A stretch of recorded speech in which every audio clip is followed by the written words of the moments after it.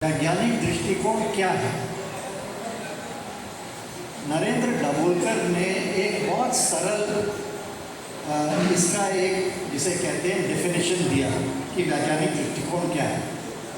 उन्होंने कहा, मैं उस चीज़ को वैज्ञानिक मानता हूँ जिसके पीछे कुछ तर्क हो। अगर किसी चीज़ के पीछे कोई तर्क नहीं है तो मैं उसको वैज्ञानिक नहीं मानता। बहुत सरल डेफिनेशन है कि वैज्ञानिक दृष्टिकोण क्या है, और इससे मेरे ख्याल से दो बातें स्पष्ट होती हैं।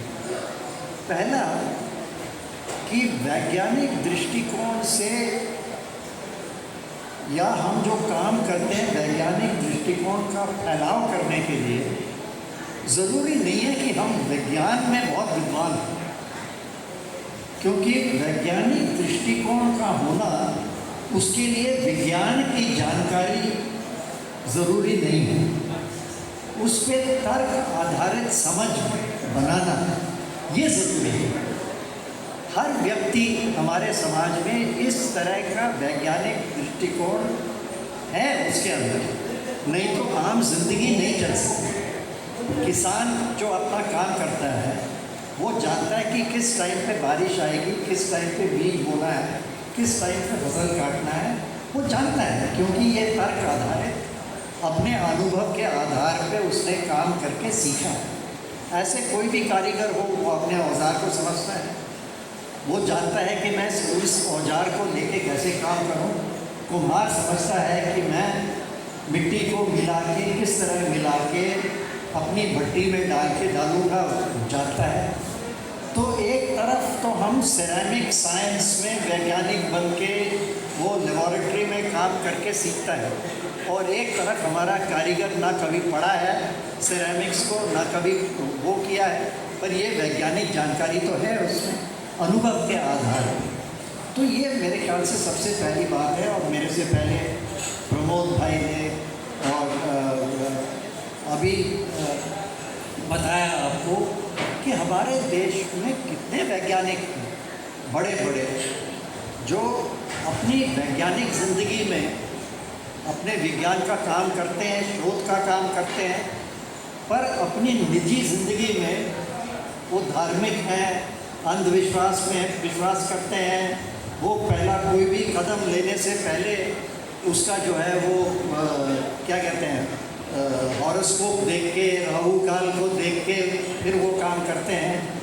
तो ये दोनों चीज़ें जो हैं वो साथ चलती हैं हमारे। तो मुझे सबसे पहले ये डेफिनेशन मेरे ख्याल से हमारे दिमाग से हटाना चाहिए कि वैज्ञानिक दृष्टिकोण का होना उसके लिए ज़रूरी है कि हम विज्ञान जानें। हमारे जन विज्ञान आंदोलन में हम बहुत समय लगाते हैं, बहुत हमारे कार्यक्रम होते हैं विज्ञान को फैलाने के। विज्ञान को तो हमें फैलाया, पर उसका केवल ये मतलब नहीं है, ना मकसद है उसका कि इस विज्ञान को फैला के वैज्ञानिक दृष्टिकोण पनपेगा। वैज्ञानिक दृष्टिकोण को पनपना अपने आप में एक काम है। उदाहरण के तौर पे मैं बताता हूँ आपको कि सूर्य ग्रहण होते हैं। हमारे जन विज्ञान आंदोलन ने बहुत कोशिश की, सूर्य ग्रहण के दौरान जो है लोग घर से बाहर नहीं निकलते थे, व्रत रखते थे, खाना नहीं खाते थे, घर में खाना नहीं बनता था, इत्यादि इत्यादि। सॉरी,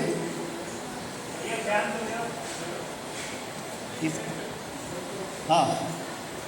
तो हम लोगों ने जन विज्ञान आंदोलन में बहुत कोशिश की कि ग्रहण क्या है, इसको समझाने के लिए लोगों को कि ग्रहण कैसे होता है। हम मॉडल बनाते थे कि पृथ्वी की छाया जो है वो कैसे पड़ता है, इत्यादि इत्यादि। हमने ये सब समझा। तब भी जो है मुझे याद है 83 में 84 में ग्रहण हुआ था, सूर्य ग्रहण में कोई नहीं निकला घर से। फिर हमने धीरे धीरे एक काम शुरू किया था, तकरीबन मेरे ख्याल से सन 90 के आसपास में। ख़ास चश्मे हमने बनाए थे, जैसे फिल्म होते थे कैमरा में डलने वाले, उस फिल्म को काट के चश्मे बना के 1 रुपए का गत्ते का लेके हम सड़कों पे बैठ के उसको लोगों के बीच में बांटते थे और उनको समझाते थे कि इस चश्मे को अगर आप पानेंगे तो सूर्य को आप देख पाओगे और धीरे धीरे कैसे उसका ग्रहण होता है उसको आप महसूस कर पाओगे, देख पाओगे। पर हमने ये केवल एक चमत्कार की तरह उनको नहीं दिखाया कि देखो जी क्या चमत्कार है, देखो आप उसका पूरा समझाया और कहा कि देखो उसके बाद ये सब करके हम सब इकट्ठे भोजन करेंगे और उसमें कुछ नहीं होगा आपको, हम सब भोजन कर रहे हैं, खाना भी बन रहा है, सब कुछ हो रहा है।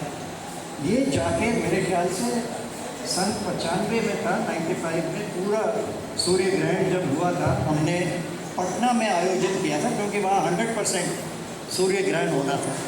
तो पटना में हमने गांधी मैदान, सबसे बड़ा मैदान है पटना में, वहाँ आयोजन किया था प्रोग्राम का, और ताकि लोग आसानी से देख पाएँ उसको हमने एक प्रोजेक्टर लेके स्क्रीन पे दिखाया लोगों को कि आप देखो कैसा है। और इस दौरान पिछले 10-15 साल में टीवी पे भी आता रहा, प्रोफेसर यशपाल थे हमारे, इन्होंने बहुत प्रचार किया इसका, टीवी में आया, टीवी पे दिखाया लोगों को। तो धीरे धीरे लोगों के बीच में जो भय था वो धीरे धीरे हटता गया। और पटना में उस दिन जब हमने प्रोग्राम किया तो गांधी मैदान में इतने लोग थे कि गंगा में डुबकी लगाने वाले लोगों से ज़्यादा गांधी मैदान में हमारे प्रोग्राम में शामिल थे। तो इससे मेरा कहने का मतलब ये है कि हम केवल विज्ञान को एक चमत्कार की तरह ना दिखाएं, पर उसको लोगों के सामने रखें, दुनिया की, ब्रह्मांड की वास्तविकता को समझाएं कि ये क्या है, ये कैसे है, और आपके भ्रम जो है उसमें वो हट जाए। मेरा तो मानना ये है कि हमारे मुल्क में, हमारे समाज में इस प्रकार के भ्रम बहुत हैं, पर मुझे तो ये लगता है कि हम इन भ्रम को मिटाने में जुटे हुए इतनी अगर हम कोशिश करें तो मेरे ख्याल से हमारी एक ज़िंदगी के अंदर वो भ्रम खत्म नहीं होगा। इतने भ्रम है समाज। तो हम तर्क को सामने रखें और लोगों को के सामने एक तरीका बताएं कि आप सवाल उठाएं कि ये क्यों होता है और उसका जवाब ढूंढें। और जवाब देने वाले बहुत हैं आपके सामने जो उस तर्क को आपके सामने रखेंगे।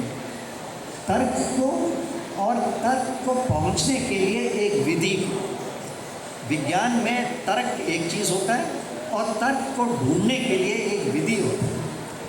वो विधि जिसे अंग्रेज़ी में कहते हैं साइंटिफिक मेथड ऑफ साइंस क्या होता है, वो जनता के सामने रखें कि ये तरीका होता है हकीकत ढूंढने का और तर्क को ढूंढ निकालने का। और इसके चलते आज मुझे लगता है कि हमारे समाज में दो प्रकार के अवैज्ञानिक विचार जो हैं वो हमारे समाज में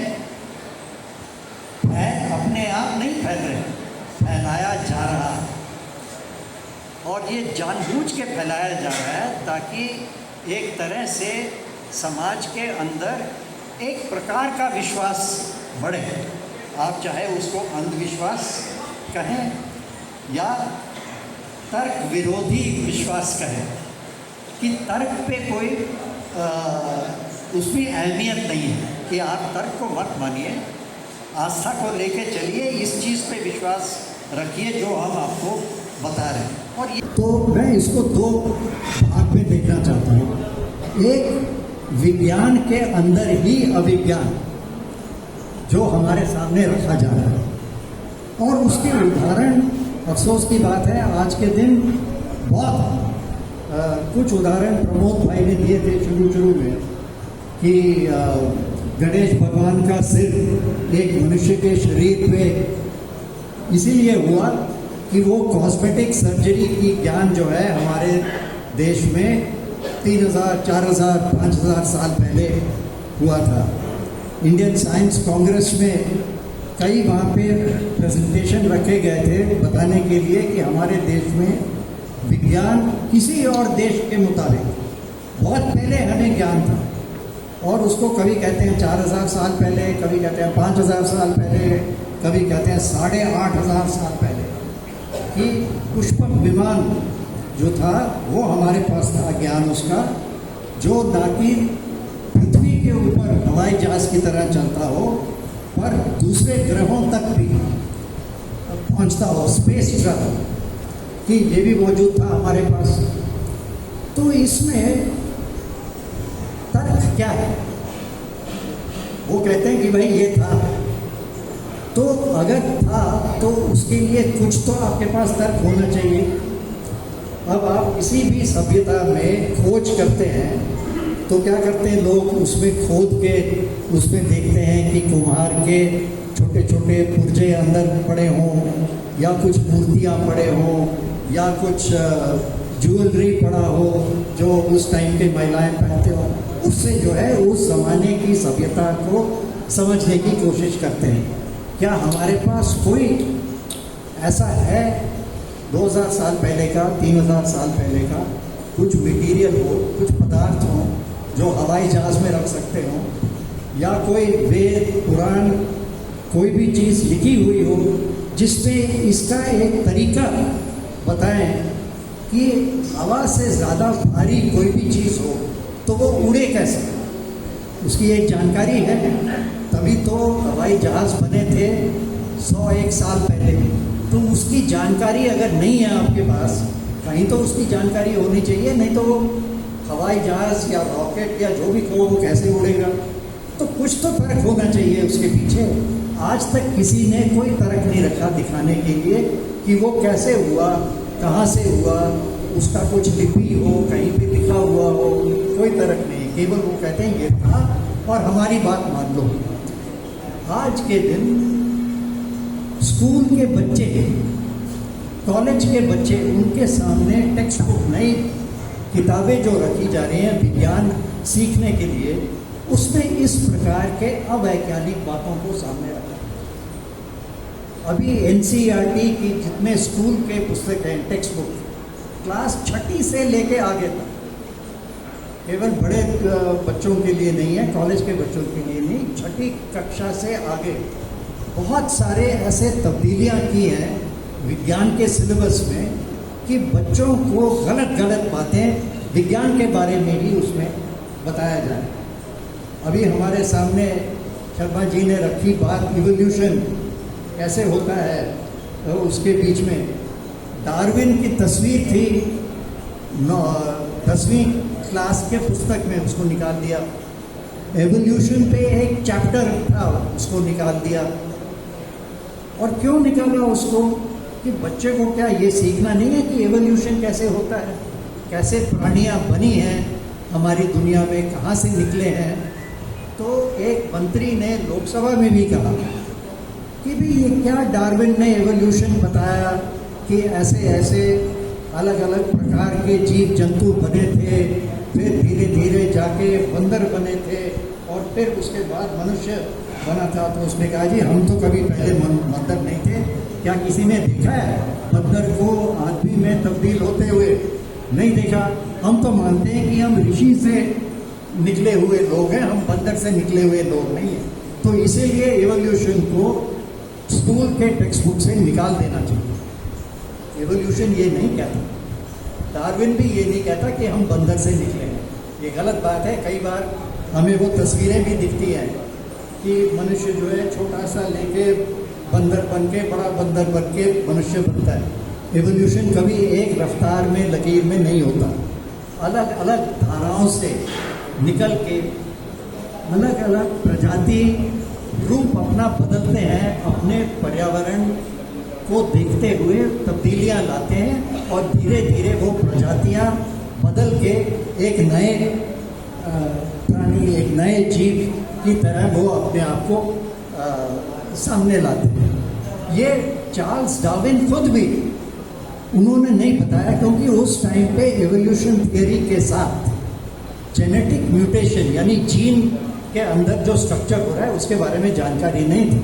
वो 20 साल 30 साल के बाद आया, जहाँ पे ये कैसे तब्दील होता है एक प्राणी से एक नस्ल से दूसरा, और कैसे एवोल्यूशन बनता है, ये 30 साल के बाद निकलता है।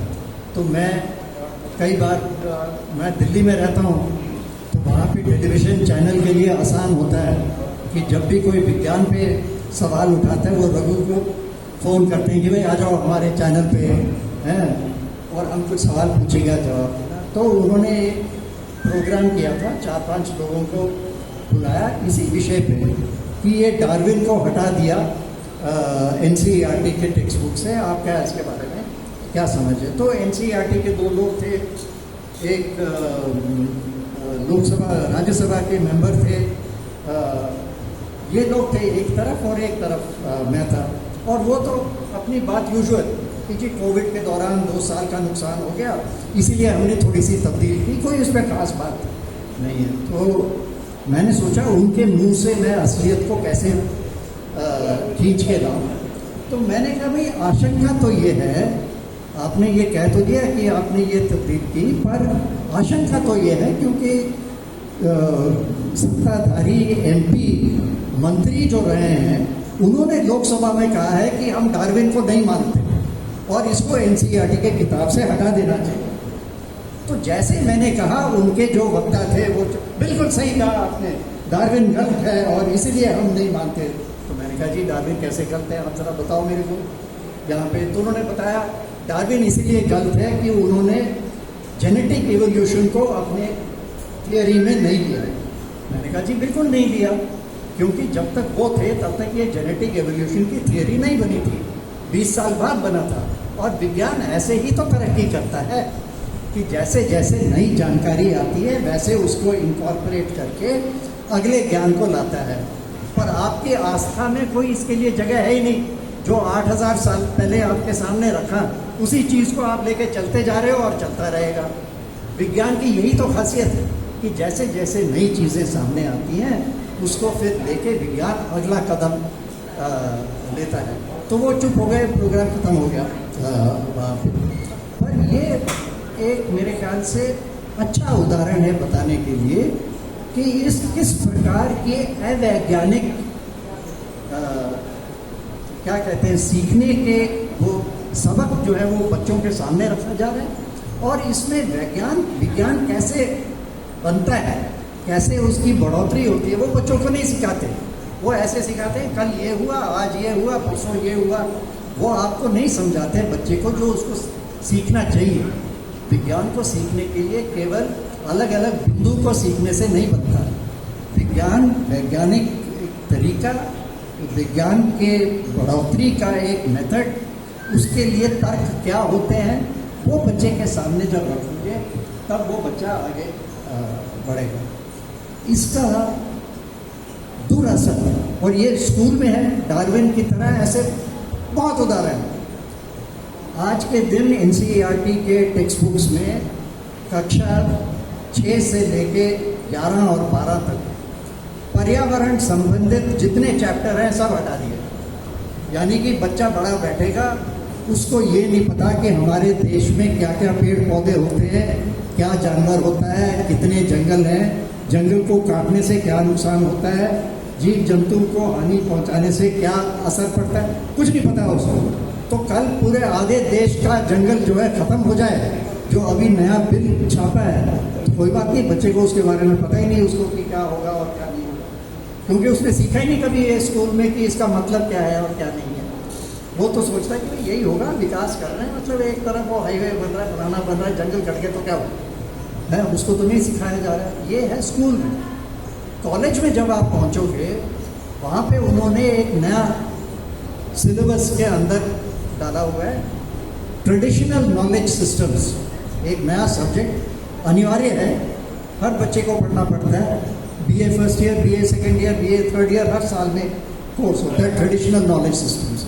और उनमें ये सब चीज़ें आपको सिखाई जाती हैं जो मैं बता रहा था, डार्विन के खिलाफ और फलाना धमाका। और वो आपको बताते हैं कि ये हम सदियों से पहले जानते हैं। जितनी जानकारी आपने पढ़ा होगा पहले स्कूल में कि ये ग्रीस में पहले इसकी जानकारी थी, तो वो उसमें सिखाएंगे कि नहीं नहीं, ग्रीस में क्या, उससे 1500 साल पहले हमारे एक गुरु थे, उनको पता था। स्कूल में हम पढ़ते हैं ज्योमेट्री में पाइथागोरस थ्योरम। तो पाइथागोरस थ्योरम को हटा दिया उन्होंने स्कूल से। कहते हैं जी पाइथागोरस से 400 साल पहले बौधायन करके एक वैज्ञानिक थे हमारे देश में, उन्होंने इसका खोज कर लिया था। पर बौधायन को मैंने अच्छी तरह पढ़ा है। बौधायन ने एक ये बताया है कि एक अगर राइट एंगल का ट्रायंगल हो तो एक साइड जो तिरछा है उस पर स्क्वायर चढ़ेगा, तो दूसरे साइड के स्क्वायर को जोड़ोगे तो वो स्क्वायर बनता है। पर इसको उन्होंने एक थियरम के रूप में नहीं रखा कि ये हर राइट एंगल ट्रायंगल के लिए ये सही होता है, क्योंकि वो प्रूफ नहीं निकाला उन्होंने। पाइथागोरस ने प्रूफ निकाला, इसीलिए उसको याद किया जाता है आज के दिन में। ये वैज्ञानिक दृष्टिकोण, वैज्ञानिक मेथड, तरीका, ये भी सही होना चाहिए सिखाने के लिए। पर अब यूनिवर्सिटी सिलेबस में भी वो अब प्राचीन काल की चीज़ें सिखाने लगे। अभी सुना होगा, विनोद भाई भी इसका जिक्र कर रहे थे कि प्रमोद भाई कि अभी चंद्रयान भेजा है और उसके चलते उसके जो प्रोजेक्ट डायरेक्टर हैं वो जिस दिन लॉन्च होना था पहले तिरुपति के मंदिर में गए, वहाँ पे प्रार्थना किया और फिर उसके बाद भेजा।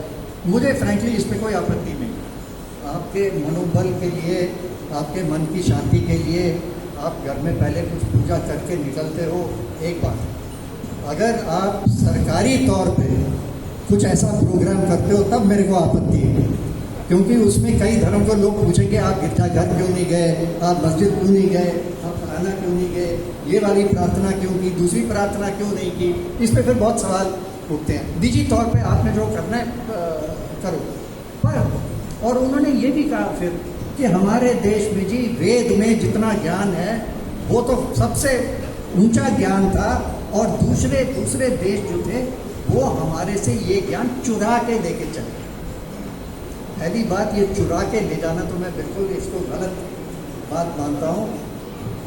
प्राचीन काल में भारत, मिस्र, इजिप्ट, चीन, ग्रीस, यूनान, इसके बीच में कितना व्यापार होता था। 2500 साल पहले, 3000 बहुत व्यापार होता था। आज भी अगर आप केरल से लेकर तमिलनाडु तक बीच रास्ते में जाएंगे, आप उस काल के यूनान से या रोम से उसके सिक्के आपको पूरे रास्ते में मिलेंगे, आप जो दिखाता है कि कितना व्यापार हो रहा था। और इस व्यापार के साथ ज्ञान का आदान प्रदान भी होता था। हमारे ज्ञान वहाँ पे गए, उनके ज्ञान यहाँ भी आए। कोई ज्ञान को चुरा के नहीं ले गया, इसको कोई हमने पेटेंट करके नहीं रखा हुआ था तिजोरी में बंद करके। ये आदान प्रदान लोगों के बातचीत में होता है, क्योंकि ज्ञान बढ़ता है, विज्ञान बढ़ता है, पूरे मानव जाति का ये ज्ञान, किसी एक सभ्यता या एक मनुष्य उसका ज्ञान नहीं होता। तो ये आइडिया ही गलत है कि वो चुरा के ले गए, हमारा ज्ञान था, वो गलत। दूसरा, अगर इसरो के डायरेक्टर वाकई ये मानते हैं कि हमारे पास वेद के काल से इससे बढ़िया ज्ञान था, तो आप पहले ये बता के जाइए कि इसरो के जितने वैज्ञानिक हैं उनसे कहिए जो आप आधुनिक गणित, फिजिक्स के आधार पे आपने चंद्रयान को भेजा, आप उस सबको एक परे रख दो और वैदिक गणित के आधार पे ही आप रॉकेट भेज के चांद तक पहुंचवा के दिखाओ। तब मैं मानूंगा कि आपके पास उसकी गणित है जो पहले का कि वो ले जाए। आप इससे क्यों डरते हो कहने से कि पहले हमारे पास ज्ञान था, बहुत बढ़िया ज्ञान था, मैं भी मानता हूँ बहुत बढ़िया ज्ञान था, मैंने इसके बारे में बहुत खूब स्टडी किया है। पर वो ज्ञान बढ़ते बढ़ते दूसरी दुनिया में और सभ्यताओं में ज्ञान बढ़ते बढ़ते आज जिसे हम आधुनिक विज्ञान कहते हैं वो विज्ञान है। तो ऐसे ही तो ज्ञान बढ़ता है, तो हमें इसको स्वीकार करने में क्या डर है? डर नहीं है, केवल एक आपके ऊपर एक आइडिया थोपा जा रहा है कि हम विश्व गुरु, सबसे पहले हमारे पास ज्ञान था, आज भी जो हमारे पास ज्ञान है वो सबसे बढ़िया ज्ञान है, सबसे बेहतर ज्ञान है। और ये आइडिया आपको देने के लिए ये दिखाया गया है। लास्ट मेरे पास 5 मिनट बाकी हैं, एक और चीज़ बता दूं। मैंने अभी तक आपको बताया विज्ञान के अंदर अवैज्ञानिक सोच और बिना तर्क, थोड़ा सा माइक का मुंह जो तर्क, बिना तर्क के जो बात, क्योंकि मुझे इसकी गूंज वापस आ रही है तो मैं सोचता हूँ डर के कि ज़्यादा ज़ोर से बोल रहा हूँ। तो ठीक, तो मैं एक बात और फिर जिक्र करता हूँ। अभी तक मैंने बात किया कि विज्ञान के अंदर ही कैसे अवैज्ञानिक सोच आपके सामने रखा जा रहा है। अब मैं दूसरे 5 मिनट के अंदर मैं आपको बता दूं कि सामाजिक मामलों में भी तर्क आधारित बात को नहीं रखा जा रहा आपके सामने, और जहां तर्क को निकाल के जनता के सामने रखने की एक संभावना है उसका विरोध होता है, क्योंकि वो कहते हैं कि जो तर्क हमने सामने रखा उसके विरोध में आपने बोला तो ये गलत है, देशद्रोही है, राष्ट्र विरोधी है और फलाना है। तर्क से हमें डरना नहीं चाहिए किसी भी बात को लेके। और इसका उदाहरण मैं एक नहीं, आज मैं साथ में वो कटिंग ले लाया। अभी हाल में 5 दिन पहले हिंदू नाम का अखबार है, उसमें एडिटोरियल छपा था जहाँ पे 12 सरकारी रिपोर्ट का जिक्र किया है।